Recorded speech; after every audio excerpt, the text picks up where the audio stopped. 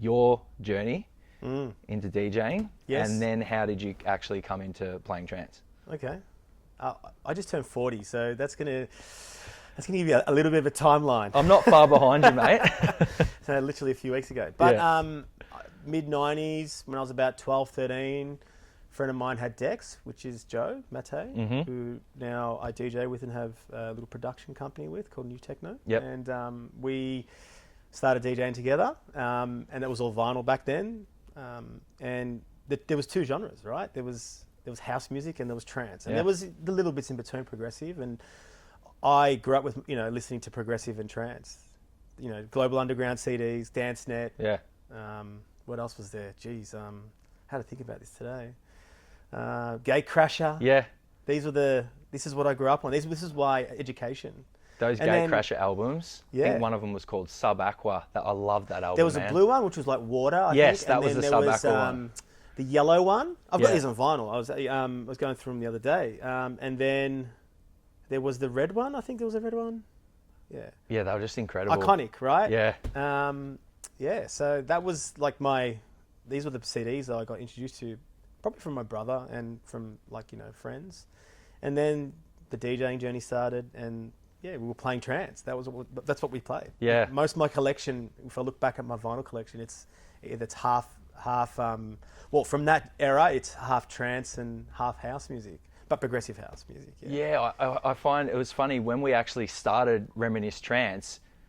I was thinking, hey, this is actually taking me back further. Yeah. Because it was trance that got me into electronic music, and then early 2000s, the big house boom, and everyone kind of got sucked into that. But exactly like you say, trance was first. And if you look at Melbourne as a scene, like when I was 17, 18, starting to go out to nightclubs, it was trance. Like the big things were trance. All the big festivals, the big tennis centre parties, Two Tribes, not Gate Crasher, Godskitchen. That was all trance led. Yeah. And then, it sort of changed from there. Yeah, it was those parties, man. Godskitchen. Unbelievable. And then things like Two Tribes, they had... Running amok at the tennis centre all night. Just going running from around. the Vodafone Arena to Rod Laver. Did you ever go to any of the Docs parties, or that was just a little bit before your time? That was a little bit, before my time. I was probably a little bit too young.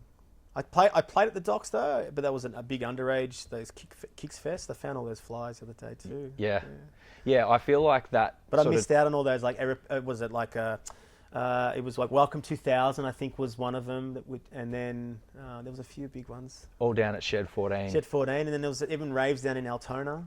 Yeah. And then it started to get a bit more commercial and move to the bigger Rod Lavers and Vodafone, I think it was back then. The closest I got was in a car for a drive. Yeah. Underage and then coming home. So that's the closest I got. Yeah, nice. Yeah. And what do you think back then? I feel like we got the tail end of it. I talked to my brother about this a lot. I got a good part of it, Yeah. because I went to a lot of the festivals. I missed out on that generation, that like sort of really late 90s sort of generation. I was a little bit too young. I was just a little bit too young then. I got a big part of it, but what do we miss out on? I don't know whether we did miss out on anything, because it's still good today. I feel like the probably thing you missed out on as a music punter was that you didn't know what the DJ was playing. That's probably the big thing. Yeah. Whereas, as I find now, a lot of the punters out there know what songs are coming up. Like the DJs had the songs. Like, if you're looking at all the guys locally, like Sean Quinn and Chris Meehan and Casey Taylor, Anthony Papa from the prog side, and then you had your trance guys like Midro and Hellraiser, Scott Alert. These guys had the records, and you'd go there and you're just waiting for that next song. You don't know. There's no Shazam. There's no nothing like that. Yeah. So that was probably the biggest difference. The crowds, are they the same? Like people dance, then they go to the things. There's less phones, but that annoys old people, I think. Even though I'm old. Guilty. Yeah. Listen, I feel like that it's interesting I feel like the freedom side of it. I feel like, and I hear from my people like my brother and Richie, who used to run all of those raves, and they used to talk about the pure freedom of rocking up to a festival or a rave, and not really caring about anything other than just immersing yourself in it. Whereas I feel like a lot of people now have they got a lot of other things going on. You know, they're filming on their phone. What are they going to wear? This, that, and the other. And so that stuff doesn't bother me as long as everyone is behaving and having a good time. Yeah. I feel like for the big production companies like, you know, Reminisce and that, it's vital for the success moving forward. Content. It's all about content these days. Absolutely, right? it is. So that for that business side, it's, you know, look at Afterlife now. They're just turning off. They're saying that no phone policy in Ibiza. I think it's going to be amazing to go there because I've been to Ibiza when there was, you know, iPhone 6 and you didn't quite get it out. Like my phone stayed in my pocket. It still does, you know. Yeah. So for me, it's not a big deal, but yes, the engagement I think is a lot nicer when it is no phone policy. But you know, I mean, it's hard because I've lived both, and I think. Yeah. That we're lucky, right? Yeah. To have lived. You just see both. the comments, and everyone's like, "Oh, everyone's on their phones, no one cares." But like, hey, everyone's spending money. They're going there. They're capturing these moments, right? They want to, you know, some of them are there for potentially the wrong reasons, but you know, they just want to use. It's all about the clout and that. But yeah, there's a lot of people who are really into it and want to capture it, and you know, we've got the tools now to do it. So yeah, that's it. Yeah, it's interesting. I think that trying to capture what that used to feel like, what the raves used to feel like at Reminisce, trying to capture that vibe, but still, as you said, have phones, have content. Yeah. There's still things that are always going to permeate into today's day and age, right? At the end of the day, we're doing it in 2024, but trying to bring that vibe and that magic back of those raves. And this is not a plug for Reminisce, and that's what I even noticed. Like I've watched back, you know, prior to coming here today, I watched back a lot of the content from last year's Reminisce. And you can see in the crowd that everybody is like engaged. There's no one on phones, and maybe that is a thing, right? Like people, because there is people taking footage because people sent me footage, right? So, but I feel like you can tell like their people are coming there because they want to listen to the music that takes them back to those times. Absolutely, Yeah. 100%. Like I just remember, like if you want to, like those raves, like Two Tribes, there was that certain amount of freedom walking from the house stage, which was run, I think it was a Mischief stage. Mischief, yeah. Right, and then there was the trance stage, right? And you'd go from, you know, then you go and sit around and you have a bit of a timeout. And but yeah, there was. Is that gone now? Probably not. I feel like there's still teams doing that kind of that level. Yeah. But there was definitely something special. I think it was more for me as a DJ and someone who at times probably wasn't dancing. I was more listening and like, you know, especially when I was starting out, I would listen to how DJs mixed and I would go home and practice that. That's how I did my apprenticeship. It was, I'd listen to, you know, John Digweed CDs and listen to how he'd do his transitions and go and practice it. And that's what I sort of prided myself on. And I used to carry that through to the events. And people would say, why are you just standing there? Why are you having a good time? I'm like, no, I'm having a great time. Yeah. I'm just, you know, I'm locked in. I'm listening to my heroes, right? So... Absolutely. Yeah. That's interesting you say that because you said you're not pumping up Reminisce before. I'm not pumping you up, but I can, like in your DJing, I hand on heart feel like you're one of the best jocks in the country, mate. And oh, thank you, mate. I can tell that you've been listening to Digweed and you cut your teeth on those sorts of guys because, mate, and speaking about Papa before, I remember last time I heard Papa DJ, I was with Richie and Richie was like, listen to how well he's key matching this. Like, it's unbelievable. And that was what I aspired to when I was a kid growing up. It was just two turntables mixing the same tracks over and over and flawlessly. It was all like being very technical with how I craft a set. Yeah. And I've sort of carried that through even to like today. That's been like my staple of ensuring that, yeah, maybe I look, you know, if I'm looking down, it's because I'm really concentrating on getting what I want to do that's in here out. And yeah, it's good to hear that you like that and you appreciate that. And I think it does. It has allowed me to have some longevity in the scene because I do, like, you know, even I'm 40, I reckon I spend as much time or more time buying music and analysing music and practicing still. You think I practice, but I do. Like, I'll have a mix once a week. Yeah. And it's me programming stuff in my head. That's just what, for me, that's, you know, if whatever trade you're in, your learning should never stop, whether it's my professional career or any other career. You can't, you got to continue to train yourself. Absolutely. You're never going to be the best at anything. You might think that, but like you're only as good as your last set. Right? Absolutely. So what about the challenge with doing a Reminisce? From what you just said with mixing and everything, actually matching the tracks that are put there in front of you in order in a 50. So I mean, you did a great job, but yeah. So funny enough, for me, that's my bread and butter. I love that. I do long sets. So if you go on my SoundCloud, guys. If you go on my SoundCloud, a lot of the stuff I've posted are 4-6 hour sets. So that stuff wasn't daunting for me. It was more like. For me, it was the package. I'm not used to talking on the mic, so it was getting on the mic, which I thoroughly enjoy. And then a lot of people don't know I was doing a lot of, as you know, I was doing a lot of the video stuff. I do a little bit of motion graphic video on the side, so it was getting all that and visualizing moments as well.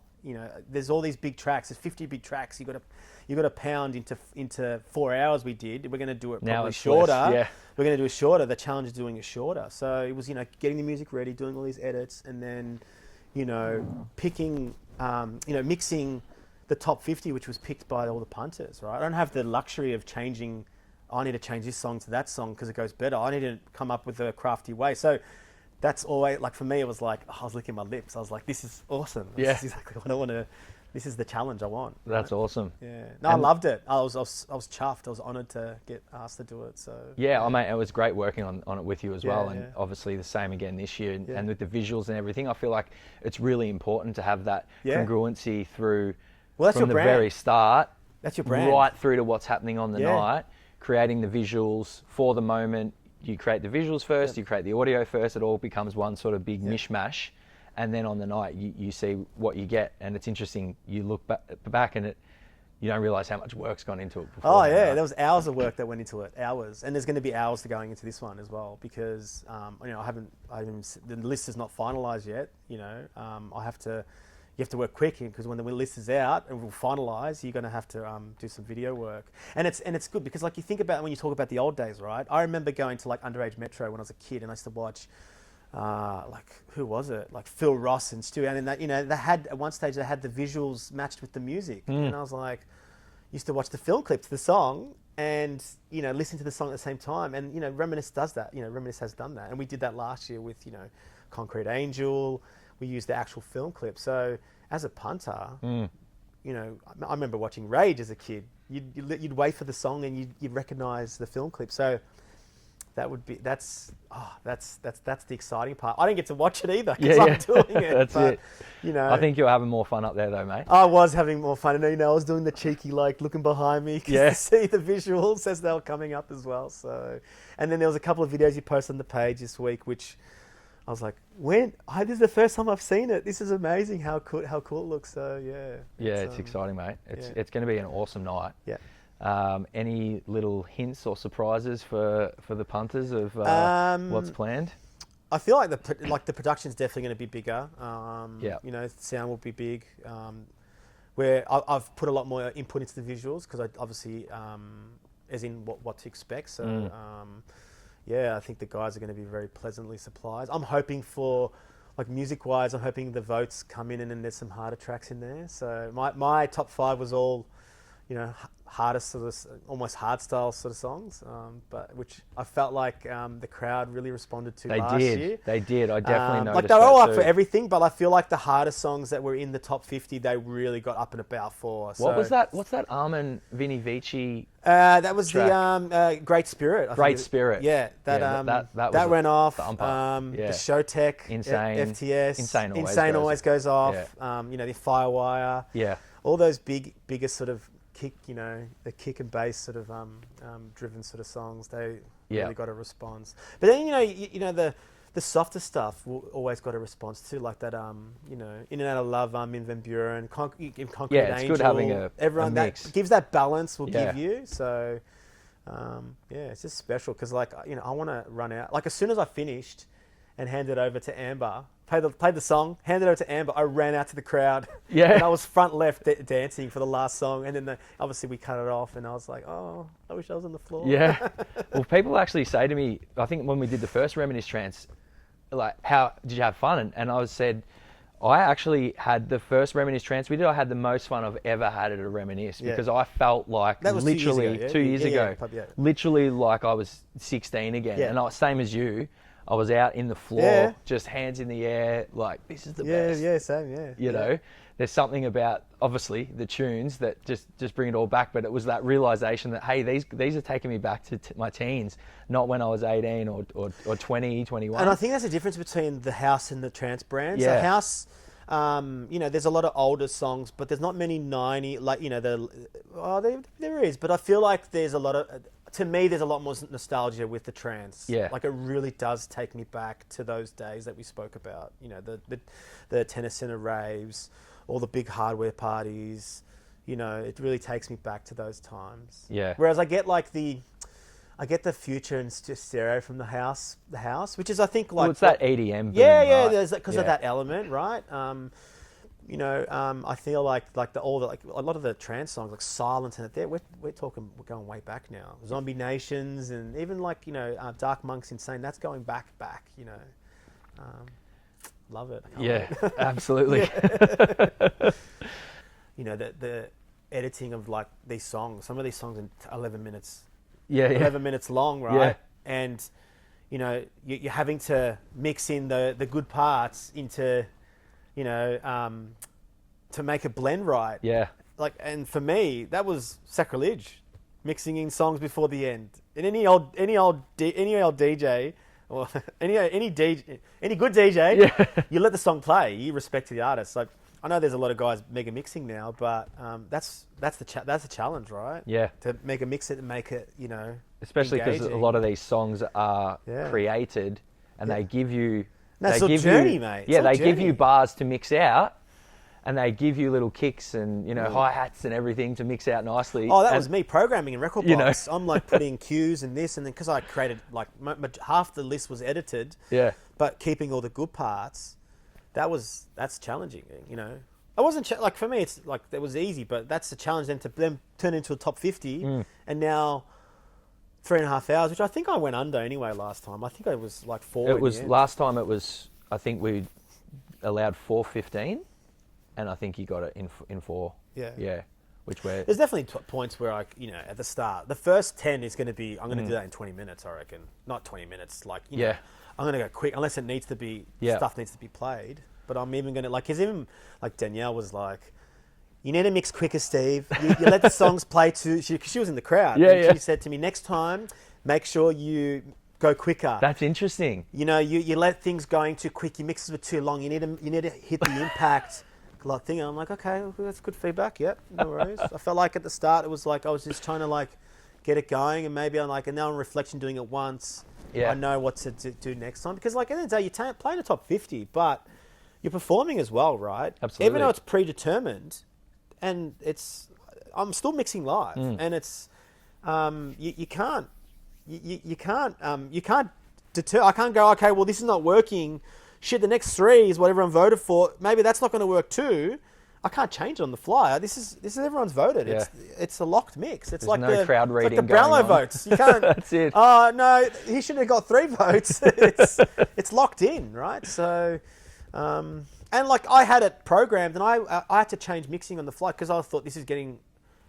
Not that like it's getting boring, but like it's time to mix now. Bang! I quickly mixed out of something, or jumped on the mic and paused the song, you know, with the Firewire clip. Yeah, correct. It's like, here we go. Let's get introduce the top 10. Let's go, and got a reaction. So I'm That's gonna a classic. I'm going to be Horsey move, that one. I'm going to be doing He's the king. That's hey, that's if you want to talk about guys. That is is like my goats. Yeah. It's John Course. I love John Course. He knows that. He should know that. I love John Course, and you know he sent me a nice message. He on you know when obviously last year's pro he said you know go and get him you know. Awesome. So I was like, for me I was like, oh, yeah, from Course. that got you what you Go needed. from the Got king, you pepped up. I love John. Yeah, he's the king. Emma Hewitt. Yes. Yeah. I've seen Excited? her many times. Yeah. I've seen her many times. Yeah. She's amazing. Yeah. She's got some good tracks. Absolutely. Yeah. You forget how many good songs. All that Cosmic Gate that stuff she did. sings on. The stuff she did with, I think that Gareth Emery song that she did. Yeah. Oh. Incredible. I think it's Gareth Emery. Yeah, it's Gareth Emery. Yeah. It's going to be amazing. She's going to be great. I so feel like so what's she going to be? Is she going to be singing with me or not? she's going to Can be. she sing with me? If she makes the top 50? She may be singing with Steve. Vote for her song so she can sing with me. That'd be good. Even Sam Van Doorn. Like, Yeah. people don't realise How that many he had a tunes. run. He had a huge run in trance, Yeah. right? I remember watching him back in the day at the Metro, I think it was. His early trance stuff was, elite. So when you told me he was playing, I think I mentioned last time, he'd be good for it. Yeah. I think we spoke about Santa Van Doorn. He's going to be good. He's going to be awesome. It's a great lineup. I think it's perfectly going to work really well. Sander will play, then Emma will do her set as the lead into the countdown, which will be amazing. And I think it's going to add an extra element. Like, we've had live shows at Rem House before, Sneaky Sound System. Yeah. Zoe comes out and sings some songs if Yeah. she makes it in or whatnot. But obviously Emma, some of these epic trance tunes that she's sung on, and we haven't had a live vocalist for trance before. Going back to talking about the parties back at Rod Laver and whatnot, do you remember when Armin started doing those Armin Only white parties? Yeah. He'd play for 9 hours and then the He did one at vocalist would Etihad, come or out. what was it, Telstra Dome or whatever it was Yeah. back then. Yeah. That was just incredible. And I remember just hearing those live vocals for the first time. So I think Emma's just going to absolutely smash it. That's probably one thing you don't see as much anymore, is the live element. You know, Yeah. like, I watch all those Tiesto DVDs. Oh, man. You know, Elements of Life. That was still top 5. It's still in my top 5. You know, it's hard to always what's number 1, and but that was iconic. That 2008 show that was at Festival Hall. The Elements of Life. I remember I wasn't planning on going, and a friend, I got a ticket. Come. Oh yeah, okay, cool. Went there, and the jaw was down to the ground the whole time. The level of, it's like what we're doing now with the visuals and that he was doing back then. Just shows like how far ahead of the game he was. And then he went and he changed to EDM and he's done his thing. But I wish he goes back to trance. We got those times, didn't we? I wish he goes back to trance, or like he does like a Vegas residency and he does the Elements of Life. Yeah. Run. I'll be there in a heartbeat. 4 shows that run was. 4 shows at Festival Hall. That was the first time. I went to Sunday and Thursday. Yeah. So, yeah. It was incredible. That Yeah. was the first time we were like, holy shit, this thing is getting massive. Trance was huge at one stage. Yeah. And then it kind of fizzled out. Like, I talk about it. Like, I talked about it with Jason and, Hellraiser. When I was on stage, I'm like, you guys are my heroes. I can't believe you guys are standing here. I used to watch Jason at Base Station, at the Palace. And used to go see Scott at HKs at Billboards. And then, I went to all the pharmacy parties that they did. Watch Hellraiser. It was to stay to the end to watch Hellraiser because he'd play all these, And just melt faces. Yeah, that's it. You're 18, you're on, then drive home. Yeah. It's crazy. Or get it, not drive home, but Yeah. But yeah, and now playing on the same lineup with these guys, it's just surreal. That Hard Energy album from Midro. Oh, the Hard Energy. Yes, I didn't talk Dude, about the Hard Energy. that was Yellow One and Nick Fish in Sydney. These everything. guys. Oh, he was the goat. I remember him playing. We talked about Dark Monk's Insane, and I remember hearing that. At Rod Laver. I think he either opened with it. He played. He played closed. I remember he closed. He played after. It would have been like Mario Picotto or someone like that, or Mario Pugh or something like that. And he opened with it, and we just knew, this is our. You need a Melbourne guy doing a Melbourne set, right? Yeah. Closing at home, and it was Jason. That's a really interesting point, actually. Yeah. That I find that some of the most memorable sets over the 100%. years have been from locals because they We've know got good DJs exactly here. what the crowd wants. There's been, how many times have you been to an international show and the locals have dominated more? Yeah. I've been to heaps. And that's nothing against the internationals. It's just, we've got a really tight-knit community here and they know what they want to hear. Especially now they do. That's probably another thing that differentiates from now until back then is, the guys who are playing the regular parties at Mansion and all that, like your Quinnies and your Midros and that, they were the guys with the music. So that. So then when guys from overseas would come, they'd play sets, but people would still, they had such a big following, these guys, because there was no internet. There was feature phones, Nokias and Ericssons, and mid-90s, no one had, probably weren't even going out with phones. Let's face it. No, and to get the music, like what you said, you actually There's had no to downloading. physically You had to go buy it. get the You music. had to go buy the CDs. So if someone had a release that no one else had, they had a release that no one else had. They I owned remember. it. They had it in their possession, and other people had to acquire it by give it to them through their network or whatnot. Even early through the days mail. with the CDs, CD players. Like I remember there'll be some guys like Boogs and that. And even like I remember Adam and Dean, like the orchestrator boys. They would hide the screen and make sure no one sees. You know, because this is pre-Shazam. You know, because they want to like hold on to some sort of like this is the tracks I've hunted for. I wasn't never like that, but like they used to hide the screens. Yeah. People would be like leaning over and looking at the CDs and then going and writing them in their phone. Yeah, wow. But now it's like you get people coming to you saying, "Can you play this?" And it's like, that's not even out yet. How do you even know that? Song doesn't exist. Yeah, I get requests for songs that I know it's not out because they've seen it on a clip. So maybe that's why phones suck. Yeah, I think so. Are you guys thinking about doing no phones? I have absolutely considered it, yeah, because it's definitely something that when I do see it in videos, it does like hurt my heart a little bit. But you've got to get the content right. I don't think you guys have. I don't think it's a big. If you want to call it a problem, I don't think it's a big thing for Reminisce. No, Afterlife, yes. When I looked at the crowd, people were like looking, and there's the odd phone that goes up, but yeah, I don't think it's a massive issue. We just did a gig on the weekend. We did a show on the weekend, and there was no phones in the crowd. I asked for like we sent out a link post the show and said, send in your videos, and there was hardly any because people were just dancing, and we're like, hey, take that. That's good. Yeah, it's epic. That's good. It's epic. Yeah, love it, all mate. right. I reckon that's a wrap.